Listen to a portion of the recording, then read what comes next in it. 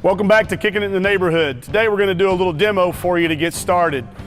This would be the first drill I would ever show any youth coach or any youth player on how to properly shoot a basketball, the mechanics, the techniques of how to shoot a basketball.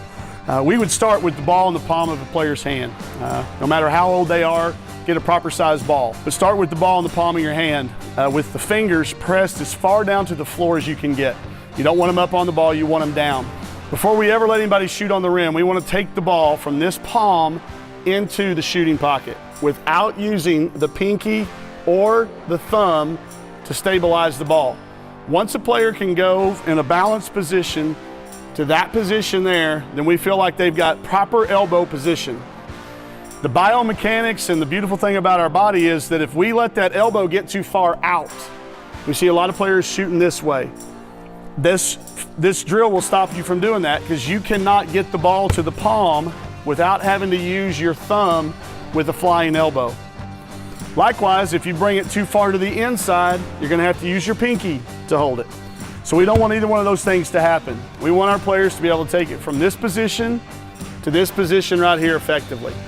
Once they can do that, every time, 8-10 times in a row, then we want to let them put them up on the fingertips. Get them up where they can see through some light or some air between their fingers and the ball with that same position of the hand in relation to the shoulder. So we go palm, pocket, palm, pocket. And then when they can do that consistently without messing up, then you can allow them just to do some flips. Just flip the ball. We still have no basket. We still have no target. All we're doing is working on the mechanics and the form of our shot. Palm to the pocket and then flip.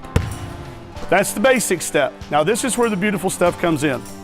Next, take the ball and with the second knuckle of your shooting hand, if you're left-handed, obviously this stuff rotates to the left side of the body, but we'll demonstrate it because I'm right-handed. Take the ball with the second knuckle of your hand and then hold it against your shoulder. This creates a perfect L-shaped situation that we're looking for in a shooting form. It also makes the front of your arm burn. If by now your arm's not burning, you've probably done this drill before. The other thing that it does is it creates a pocket that cannot be broken down. We see so many times a player will catch the ball in proper position, and then when they go to shoot, they collapse that pocket back to the shoulder. That slows your release down. It may not affect your effectiveness of making the shot, but the higher level you go, the quicker you have to get that shot off. So we have players walk around like this, to where they hold the ball in this position until they can't feel their forearms. I can still catch a basketball and with that proper form, now show you this form. It maintains the perfect L. I've got the ball on the tips of my fingers, out of my palm, and I cannot break that form down. I can still catch it. This makes me have soft hands. Okay, you can throw me one in the air even, coach. I can catch it and I can go into my shooting form. And I still don't ever break down.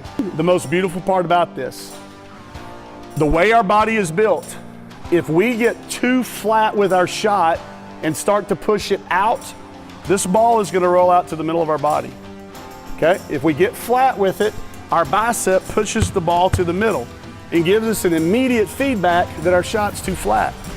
We all know that we want a high release on our shot.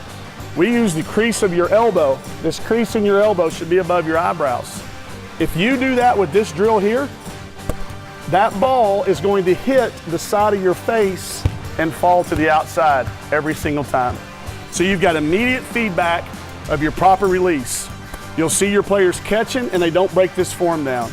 This is something that's got to be repeated and repeated from a young age. If you start them young, you'll never have to reteach them. If they're older and you see a flying elbow, an inside elbow, or a collapsing shot breakdown, I'd start with palm pocket flips and build up to this drill right here.